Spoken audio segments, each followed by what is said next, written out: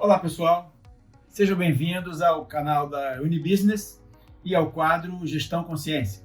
Se é a primeira vez que você está chegando por aqui, seja bem-vindo, aproveite, porque nesse quadro o conteúdo é voltado para comentários e uma análise sintética da produção teórica minha ou de convidados meus, voltado para a área da inovação, pensamento empreendedor, gestão e negócios voltado para o mundo e para os negócios em fitness e wellness. Essa é a ideia. Então, hoje nós vamos dar continuidade à temática da inovação que foi abordado no artigo do número 76 da revista Empresário Fitness. E esse artigo é a segunda parte de um total de 3, publicado desta vez no número 89, onde a temática desse artigo é inovação. E eu começo o artigo, o título dele é A Prática da Inovação. O ideal é que seja rotina na sua empresa. E por que eu falo disso? Porque não se discute mais que o combustível para o desenvolvimento empresarial no cenário contemporâneo, no mundo de hoje, e num contexto extremamente competitivo, como é o contexto das empresas e dos negócios em fitness e wellness, é a inovação. A capacidade de inovar hoje é o que tem produzido diferencial mercadológico. Mais do que recursos, tecnologia, equipamentos, infraestrutura física, espaço físico, o que hoje tem feito diferença nas organizações, tem feito algumas organizações triunfarem, evoluírem, prosperarem, e outras nem tanto assim, é exatamente a sua capacidade de inovar. E eu falo de inovação no sentido amplo, mas não falo de inovação de equipamento, inovação tecnológica. Falo da inovação como um modelo mental. Em outras palavras, eu estou falando da inovação como um hábito. Mas, meu caro gestor, minha cara gestora, o que é implantar um modelo mental de inovação? O que é criar um hábito na sua empresa? Deve ter surgido na sua cabeça quando eu comecei a falar, e na leitura do artigo também, logo nas primeiras linhas, deve ficar essa pergunta para você. Como é que faz isso? Bom, uma notícia boa, uma notícia ruim.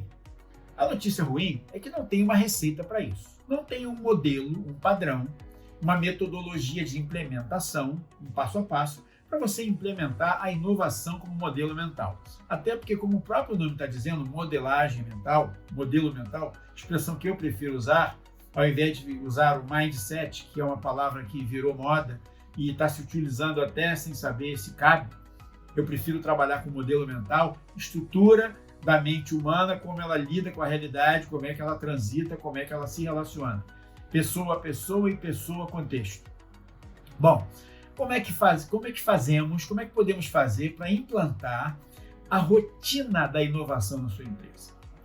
A notícia boa é que isso é algo que depende muito do gestor, depende muito da figura do gestor, do estilo de gestão. E quando eu falo do gestor, eu não falo só do dono do negócio, do proprietário, do investidor. Eu falo do dono do negócio, do investidor, do coordenador, do gerente, do profissional que atende aos seus clientes lá, do profissional que trabalha com atividade coletiva, do outro profissional que trabalha com a iniciação esportiva. Esta pessoa que é o tomador de decisões do negócio. Quando o professor fecha a sua sala para dar a sua aula, seja numa atividade coletiva dentro de uma academia, de um centro fitness, quando o professor entra num campo, numa quadra, com as suas crianças, os seus jovens para trabalhar na iniciação esportiva, naquele momento ele é o gestor daquele negócio. E é com essa pessoa, é com você que eu estou falando, com aquela professora que quando entra, encosta ou fecha a porta de sua sala e conduz uma aula de dança, uma aula de lutas, ela naquele momento é a gestora. No momento que você tem pares, que você tem parceiros, isso tudo compõe uma organização, que é um organismo, é possível, totalmente possível, necessário, e hoje eu arrisco dizer imprescindível, que se implante um hábito, uma prática cotidiana do pensamento inovador. O que é inovação? A sugestão por alguma coisa diferente, a sugestão por fazer alguma coisa melhor, ela só aparece quando você tem uma mentalidade voltada para a inovação. Então, a notícia ruim é que não tem um modelo pronto para isso. A notícia boa é que depende só das pessoas. Então, é fácil desde que nós estejamos dispostos a implementar isso, a fazer isso. Basicamente, a gente pode dizer, segundo o Christensen, que é talvez o autor que escreveu o livro mais revolucionário, mais inovador sobre inovação, quando ele escreveu o livro Dilema da Inovação. É o seguinte, você pode ter inovações que ele chama de incrementais e inovações que ele chama de radicais. O que são as inovações incrementais? São aquelas que eu chamo de meras novidades. Importantes, isso não subtrai valor delas, elas são novidades. Elas mudam alguma coisa em algo que já existe. Elas fazem acréscimos, elas fazem incrementos, melhorias, né? Mudanças de concepção, mudanças na forma de executar de algo que já existe, de uma prática, de um sistema que já existe. As inovações radicais são aquelas que mudam o paradigma.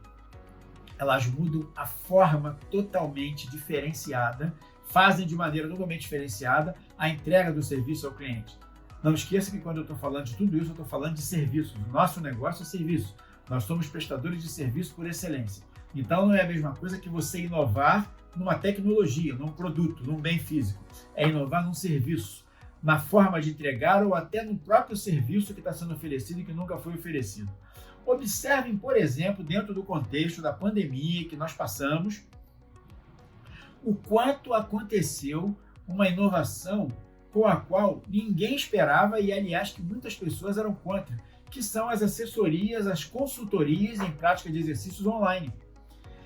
Não havia precedente disso. O mais parecido com isso eram pessoas não habilitadas, que não eram profissionais de educação física, logo não tinham o direito legal de estar fazendo isso, de conduzir por meio de lives, por meio dos seus blogs, enfim, orientação de treino. Mas havia um movimento muito forte dentro da educação física, dentro da prática de exercícios orientados, que era contrário a esse distanciamento físico na hora de você orientar a prática de exercícios. Pois bem, como a gente esqueceu de combinar com o mundo de uma hora para outra foi assolado e assombrado por uma pandemia que obrigou as pessoas a ficarem distantes, embora continuassem desejosos de manter a prática de seus exercícios. E muitos até que nem praticavam passaram a considerar a possibilidade exatamente porque não precisavam ir aos centros de fitness, academias, aos templos do exercício. De uma hora para outra isso começou a acontecer, rapidamente se falou nas aulas virtuais, rapidamente se falou nas assessorias online, e esse canal que nós usamos aqui, o uso de câmeras, telefones, smartphones, enfim, sistemas de comunicação, reuniões virtuais, tudo isso começou a acontecer executando a mesma coisa, que era a interação de pessoas, seja para conversar, seja para negociar, seja para prescrever e receber prescrição, de uma forma nunca antes feita. Então isso virou totalmente, mudou totalmente, virou a chave. A forma de fazer esse tipo de entrega se modificou. Isso é uma inovação que não vai deixar de acontecer, ainda que toda a situação se resolva, que tenhamos vacina, que isso seja uma história para ser contada para gerações futuras. Toda essa herança, todo esse legado das novas formas de entregar serviços na área de orientação e prescrição de exercícios, elas estão aí, vão continuar. O que significa dizer que já se considera a possibilidade de modelos híbridos, onde você tem uma parte presencial e uma parte online, seja em tempo real, seja gravado, enfim. Esse é um bom exemplo, talvez seja o melhor exemplo da atualidade para se analisar essa situação da inovação. O que significa dizer que é papel dos gestores trazer para dentro da sua empresa, trazer para a sua equipe, toda forma de estímulo possível para que as pessoas olhem sempre para aquilo que se faz da mesma forma e se coloca um ponto final, ao invés de um ponto final que se coloca uma exclamação ou, o ideal, que se coloca uma interrogação. É possível fazer a mesma entrega de uma outra forma? É possível fazer essa prestação de serviço, esse atendimento, de um jeito diferenciado ou gerando uma experiência diferente para o cliente? Essa é a mentalidade da inovação. E quando isso vira hábito, quando isso entra para a cultura da empresa, isso vira uma rotina. E quando isso vira uma rotina, o que se vê hoje no mercado e o que está hoje na produção teórica, nas escolas de negócio do mundo inteiro, é que isso tem feito dessas empresas que assim agem, que assim pensam, empresas diferenciadas do mercado. Ok? Quer ver como é que eu discuti isso, como é que eu abordei no artigo? Como eu falei antes, clica no link aqui embaixo e você tem acesso ao artigo integral. Ok? Um grande abraço e até breve.